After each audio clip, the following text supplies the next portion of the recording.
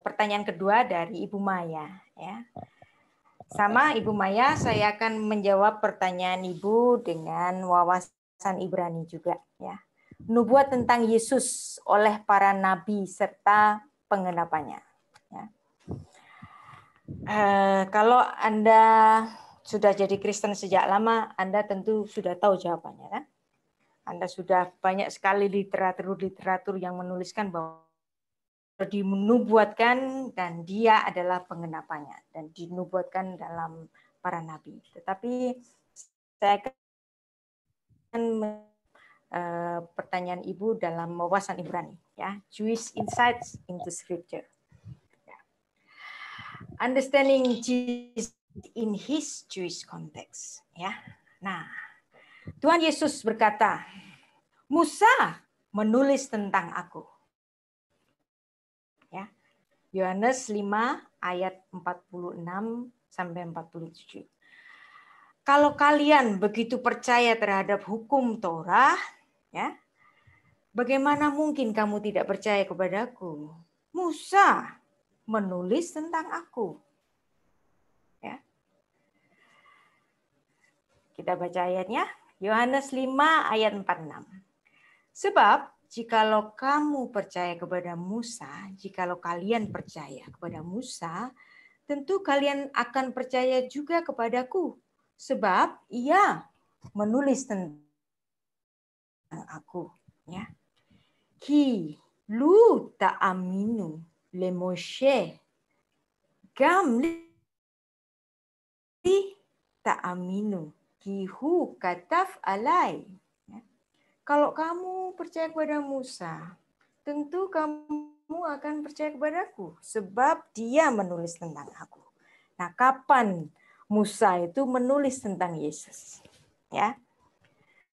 Dan saya akan ambilkan satu ayat yang biasa dibuat perdebatan, ya, oleh para apologet, ya, yaitu dalam Ulangan 18 ayat 15. Ya.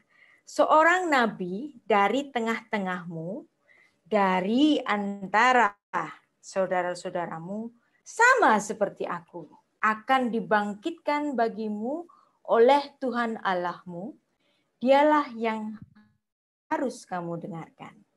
Nah, ini diklaim oleh para polemikus sebagai satu nubuat bagi nabi mereka. Ya.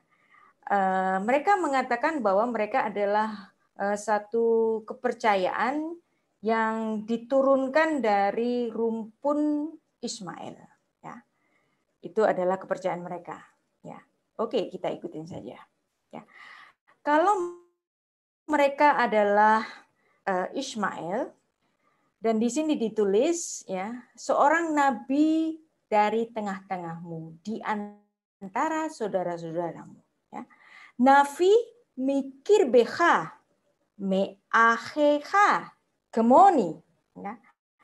Seorang nabi dari tengah-tengah kalian, dari tengah-tengahmu, ya, dari saudara-saudaramu. Nah, kalau Israel ini, ya, punya anak, ya, atau saudaranya Israel itu siapa? Kalau di Alkitab kita, saudaranya Yakub itu siapa?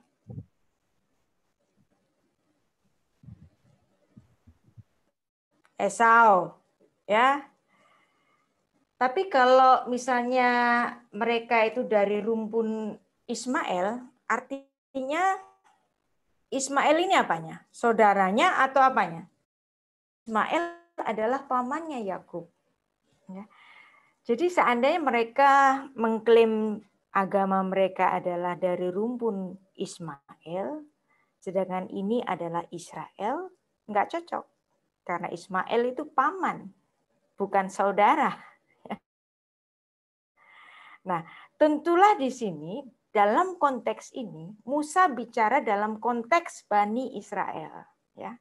Maka akan datang nabi yang seperti aku. Maka tentulah nabi itu dari antara Israel. Kalau dari antara Israel, dapatkah diklaim bahwa itu adalah nubuat bagi nabi mereka. Tentu nggak dapat kan? Ya. Maka yang paling persis adalah Yesus. Oke, kita katakan mereka klaim sama. Apanya yang sama? Ya. Pasti ada sesuatu yang tidak bisa disamakan antara Musa dengan nabi mereka. Musa itu hanya dapat dipersamakan dengan Yesus Kristus. Nggak bisa orang lain, nggak bisa. Nggak ada yang sama dengan Musa kecuali Yesus. Dalam hal apa? Ya. Apa kesamaan yang spesifik pada zaman Nabi Musa dan zamannya bayinya Yesus? Yaitu pembunuhan bayi-bayi. Ya. Dan itu hanya dapat diterapkan pada Yesus dan Musa. Ya. Ketika Musa bayi, ya, Raja Mesir memerintahkan kepada bidan-bidan yang menolong perempuan Ibrani, ya, seorang bernama Sifra dan yang lain bernama Pua. Katanya, apabila kamu menolong perempuan Ibrani pada waktu bersalin, kamu harus memperhatikan waktu anak-anak itu lahir. Jika anak laki-laki, kamu harus membunuhnya. Tetapi jika anak perempuan, bolehlah dia hidup. Ya. Berarti ada pembunuhan bagi anak laki-laki gara-gara lahirnya Musa. Ya. Dan sekarang, pada zamannya Yesus terjadi juga infantisida. Ya, ketika Herodes tahu bahwa ia telah diperdayakan oleh orang Majus itu, maka ia sangat marah, lalu ia menyuruh membunuh semua anak di Bethlehem dan sekitarnya, yaitu anak-anak yang berumur 2 tahun ke bawah, sesuai dengan waktu yang jadi ada pembunuh anak-anak bayi-bayi pada zamannya Musa dan zamannya Yesus. Ini nggak bisa dipersamakan. Maka nubuat tadi, ya, Ulangan 18 ayat 15 tidak bisa diterapkan kepada orang lain selain Yesus. Jadi nabi yang seperti aku, dia adalah Yesus Kristus saja, ya. Dan kehidupan Musa itu adalah tipologi bagi Kristus, ya, seperti Kristus, Musa di masa kanak-kanak berada dalam bahaya dibunuh, ya, dan terjadi terjadi infantisida, ya. Kalau genosida itu kan ini pembunuhan terhadap satu bangsa, pemusnahan bangsa, tapi ini infantisida, pembunuhan bagi bayi-bayi, ya. Dan ada banyak spesifikasi dari kehidupan Musa yang menggambarkan tentang Yesus Kristus, ya. Dan ini adalah ilustrasi dari ketika zamannya Yesus, Herodes itu memerintahkan pembunuhan bayi-bayi, ya. Baik. Nubuat yang lain, tulisan Musa juga, ya. Kalau Musa menulis tentang aku dan kalian percaya kepada Musa, bagaimana kamu tidak percaya kepadaku? Musa menulis tentang aku, ya. Pertama kali nubuat Alkitab yang merujuk kepada Yesus itu adalah nubuat tentang kematian korban Sang Mesias pada kitab Kejadian. Jadi ada nubuat keselamatan bagi manusia yang pertama, yaitu pada kitab Kejadian. Dan Kejadian 3 ayat 15 ini dirujuk oleh Bapak Gereja Irenaeus sebagai Injil yang pertama. Apa maksud Injil yang pertama? Ini adalah satu kabar baik tentang keselamatan yang pertama kali diucapkan Allah di hadapan manusia. Kapan itu diucapkan? Tepat ketika Adam jatuh dalam dosa. Adam yang seharusnya hari itu mati, ya, karena dia melanggar Kejadian 2 ayat 17, ya. Pada hari engkau memakannya, pastilah engkau mati. Dan manusia itu melanggar apa yang diperintahkan Tuhan, ya. Pada hari engkau memakannya, pastilah engkau mati. Tetapi apa yang terjadi ketika Adam memakan buah yang dilarang itu? Dia mati bukan seharusnya, tapi apakah Adam itu mati? Adam terperdaya, ya. Adam terbujuk, dan Adam tidak mengoreksi kesalahan dari istrinya. Yang pertama, makan adalah istrinya, dan tidak terjadi apa-apa. Karena memang perintah itu diucapkan Tuhan sebelum si perempuan itu diciptakan. Maka perintah ini diberikan kepada si laki-laki. Nah, tapi ketika si perempuan itu makan, dan si perempuan itu memberikan kepada suaminya, suaminya ikut makan. Nah, ketika suaminya ikut makan, maka dengan sendirinya pada saat itu Adam itu melanggar. Dan ketika dia melanggar, pada hari engkau memakannya, pastilah engkau mati. Tentu saja dia mendapatkan konsekuensi kematian, itu bukan. Ya. Tapi apakah Adam mati? Ya. Adam seharusnya mati. Ya. Yang pertama konsekuensinya. Dia tahu akan ketelanjangannya, sehingga dia menyemat daun-daun ara untuk dijadikan penutup bagi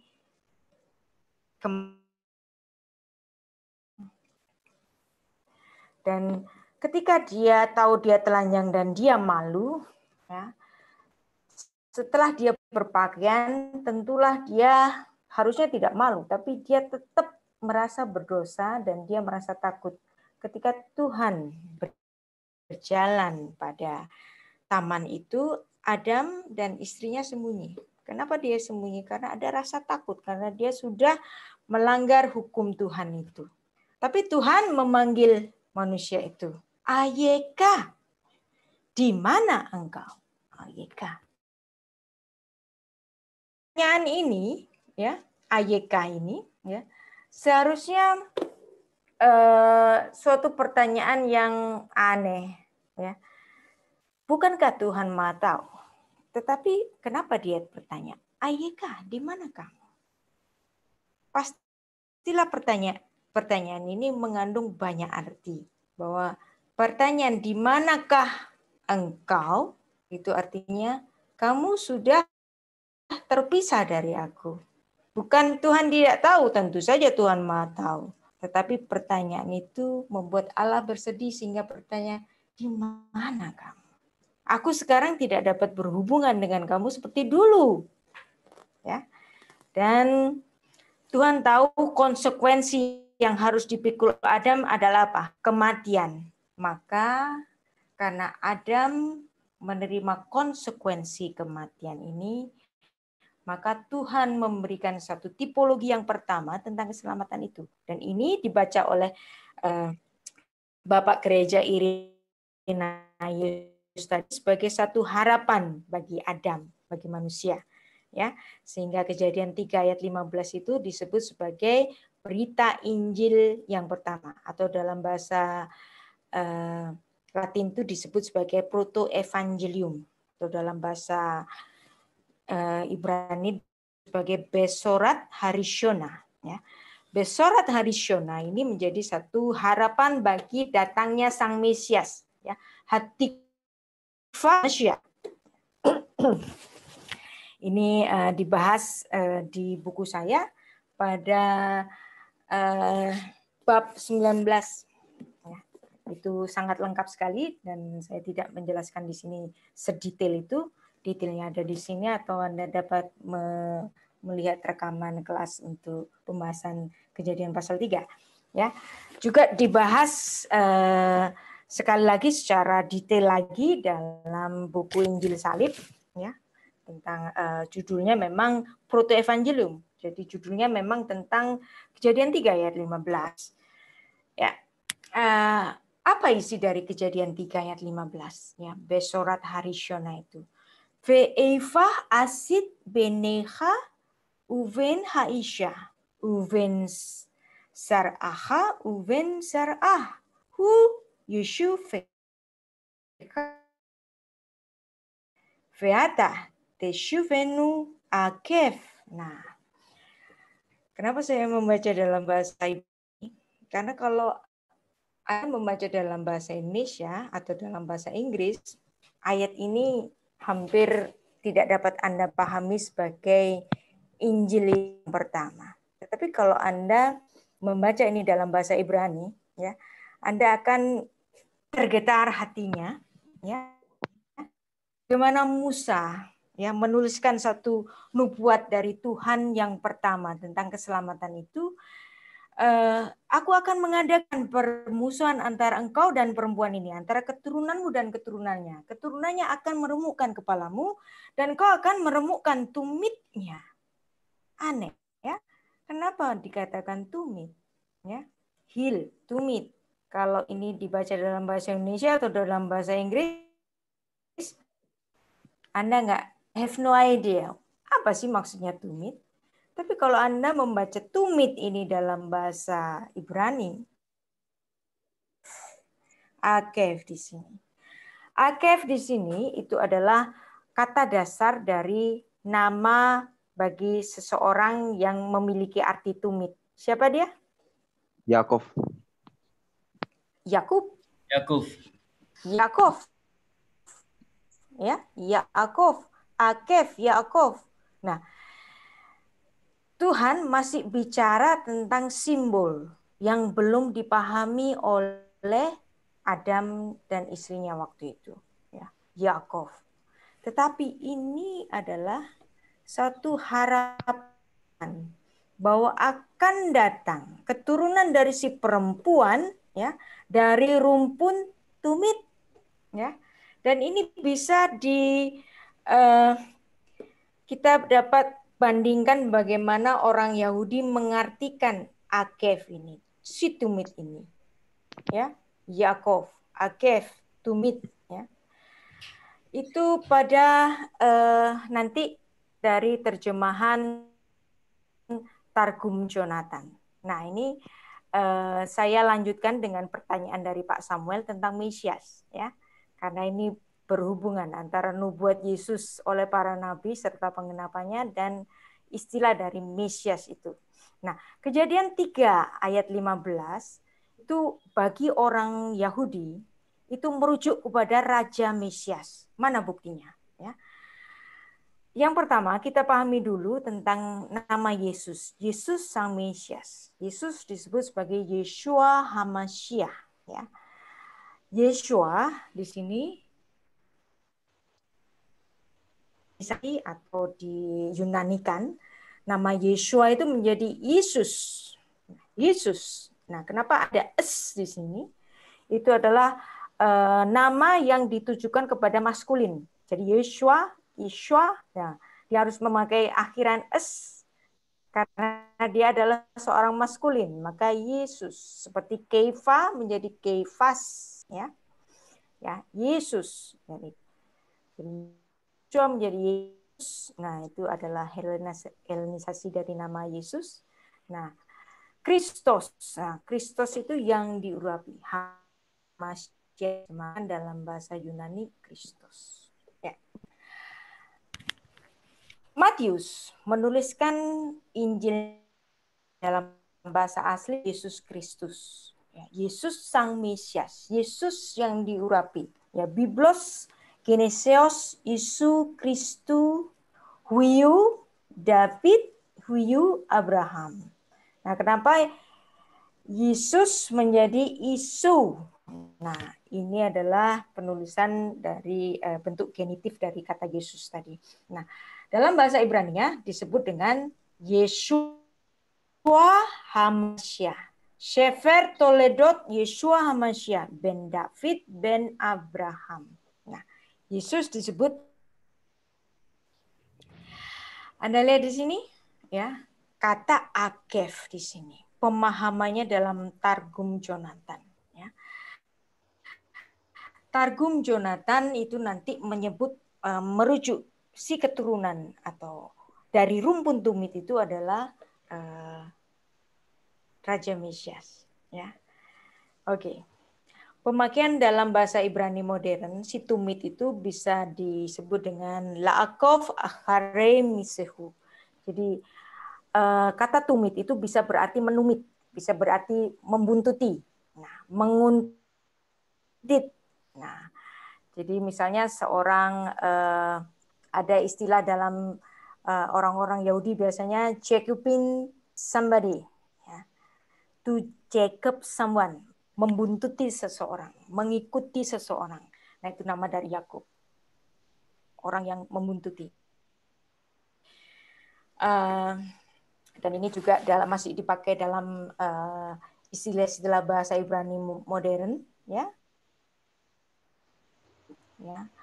Misalnya detektif mengikuti seorang suspek itu has akaf akhare hakasud, ya, atau hakataf akaf akhare hasyakan. Nah, itu juga bisa ditujukan kepada seorang reporter yang membuntuti seorang aktor terkenal, gitu kan. Ya, itu adalah arti dalam bahasa modern. Nah, Abraham sendiri, ya, secara luar biasa kalau Anda membaca dalam Alkitab bahasa asli, ada kata oleh karena Abraham, ya, ekef, ya, dari kata tumit tadi, ya. Oleh karena Abraham telah mendengarku dan memelihara kewajibanku, yaitu perintah, mitzvot, ketetapan, kuhod, dan torot, ya. Jadi ada ekef ditujukan kepada Abraham. Nah, kemudian ada syama. Kalau saya bilang syama, kira-kira ini apa ini? Syama. Berhubungan dengan apa? Shema Israel. Ya. Adonai Elohim. Adonai. Ya. Jadi Shema. Shema itu bukan kata-kata yang tiba-tiba muncul. Tapi Syama ini merujuk kepada iman dari Abraham. Maka kalau orang Israel, mereka itu mengikuti iman dari Abraham, mereka harus Shema. Ya. Dan mereka adalah ekef.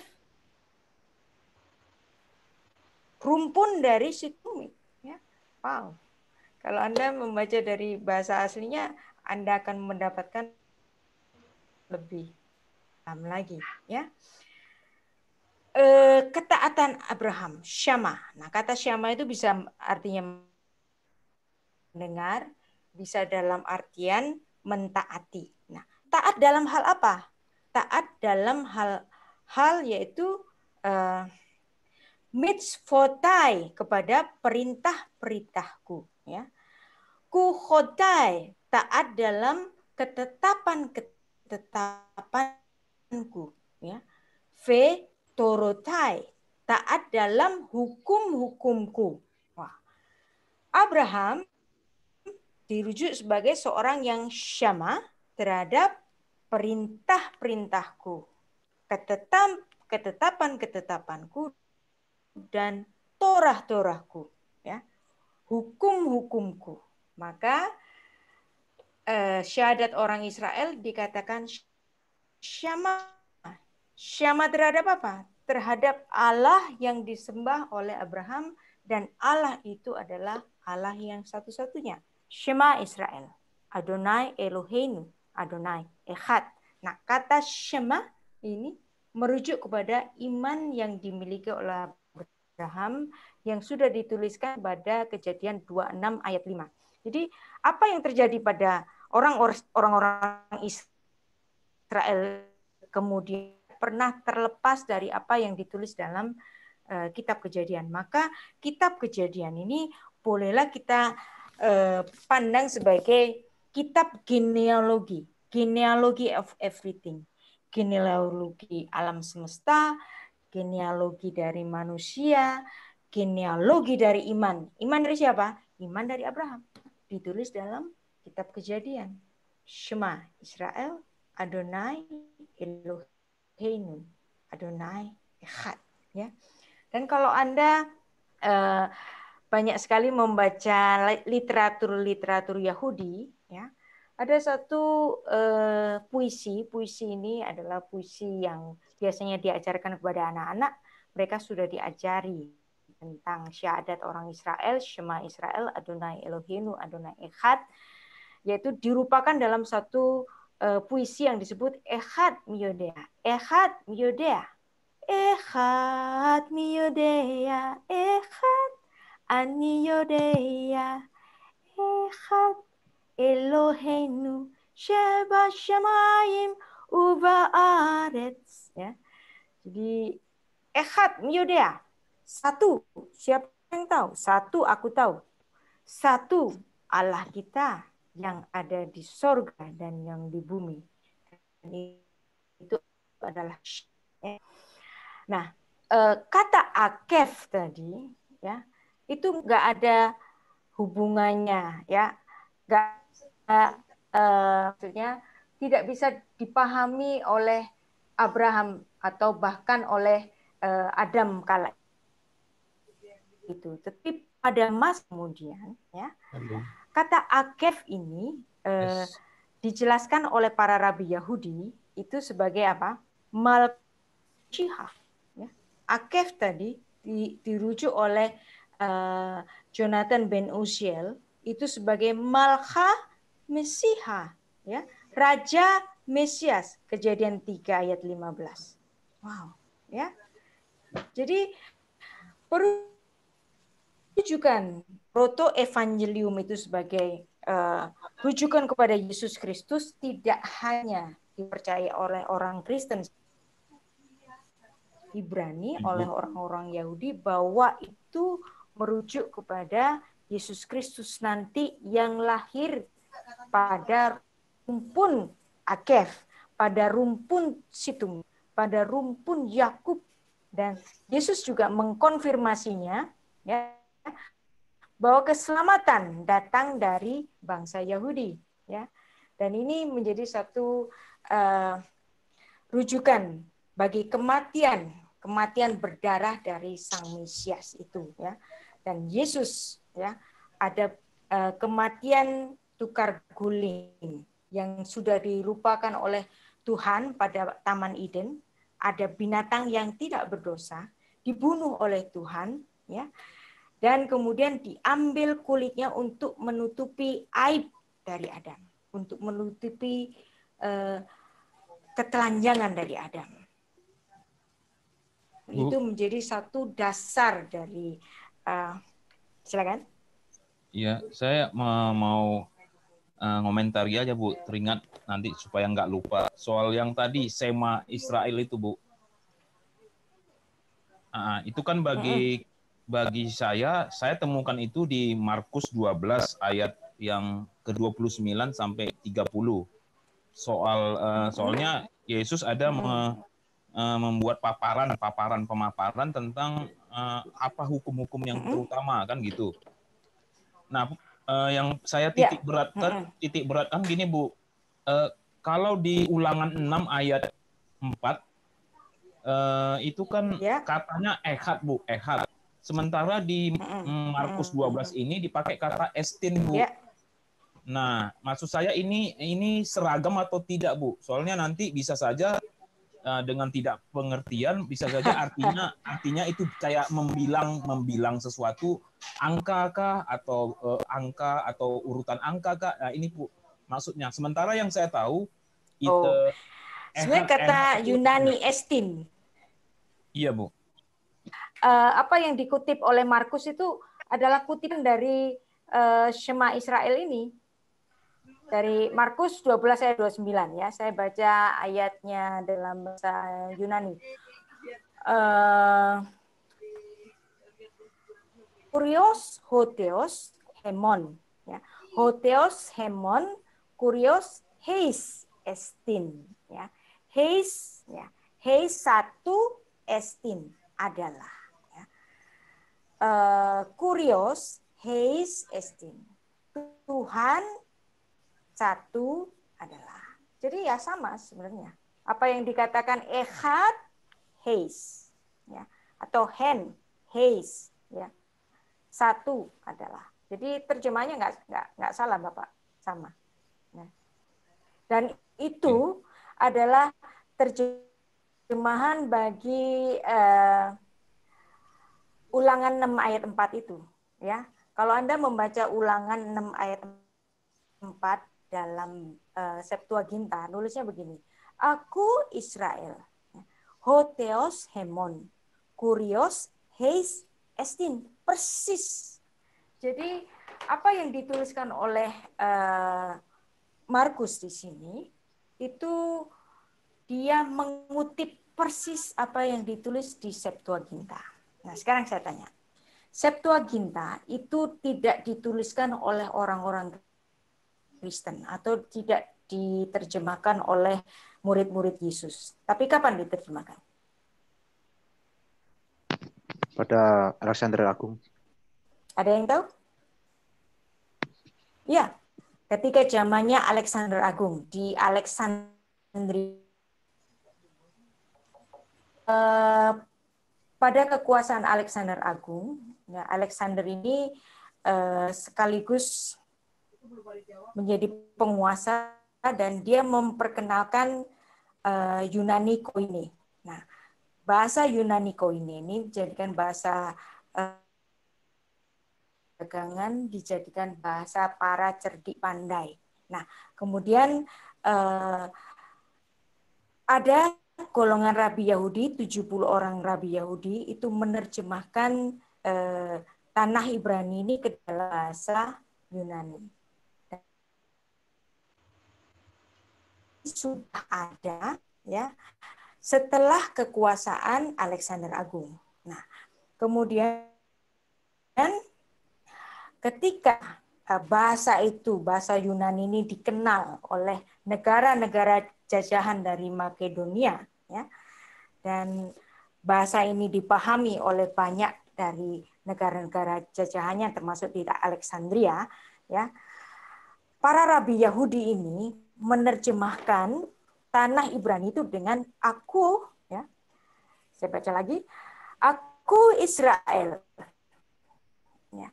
Hotheos hemon, kurios heis estin. Nah, ini terjemahan para rabi Yahudi 3 abad sebelum Yesus. Nah, ketika Yesus mengajar, nah Yesus pasti mengajar di hadapan orang Israel waktu itu ya. Kalau dia mengajar di hadapan orang Israel, Yesus pakai bahasa Yunani atau bahasa Aram atau bahasa Ibrani.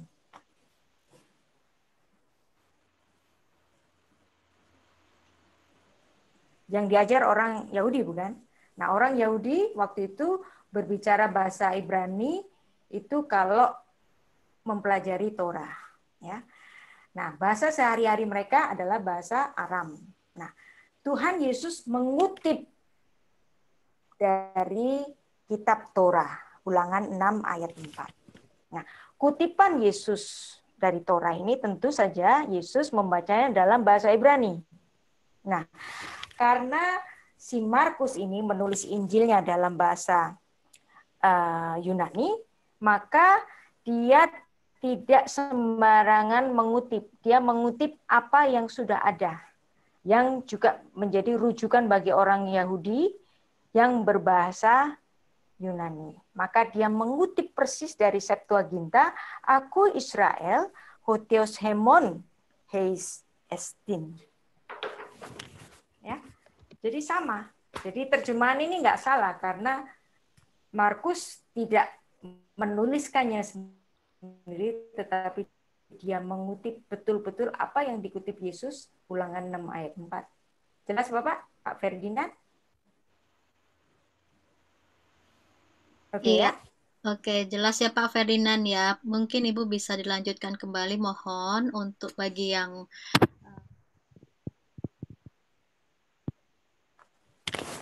ya interaksi Oke. dengan Ibu Rita ya, tidak memberikan pertanyaan-pertanyaan.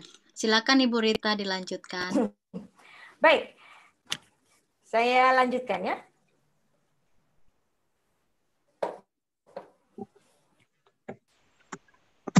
Lain tentang Yesus, ya.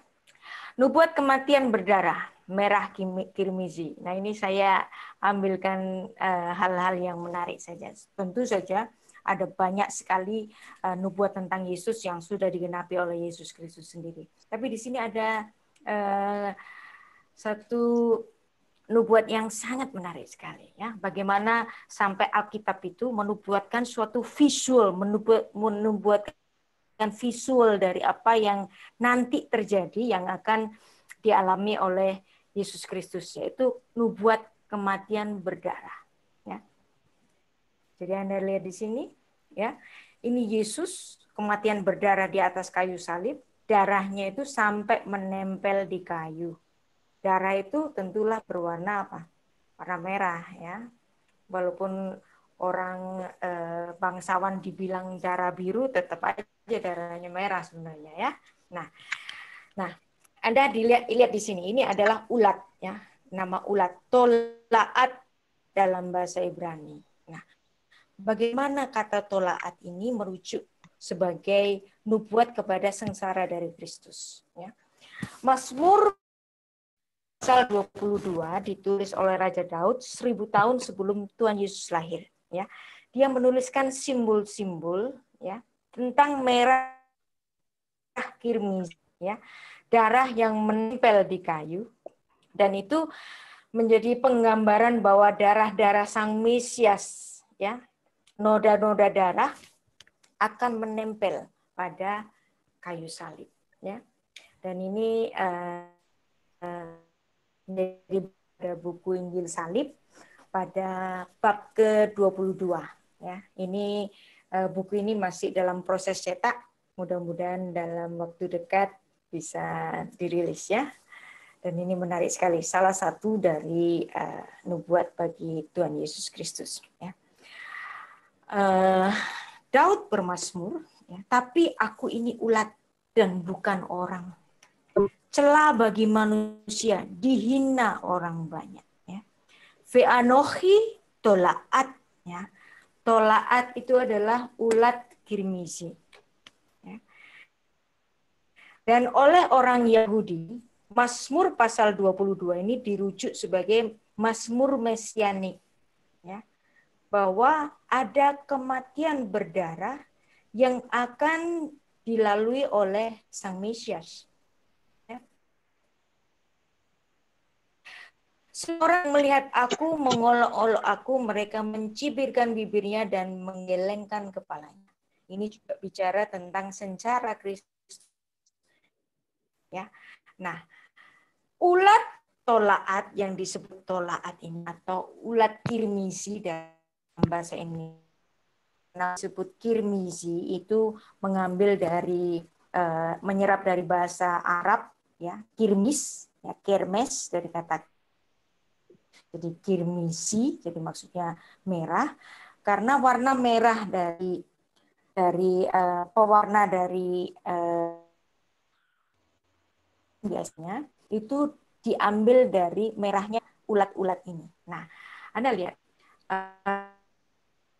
ulat kirmisi ini atau kokos, ya, atau kokinos.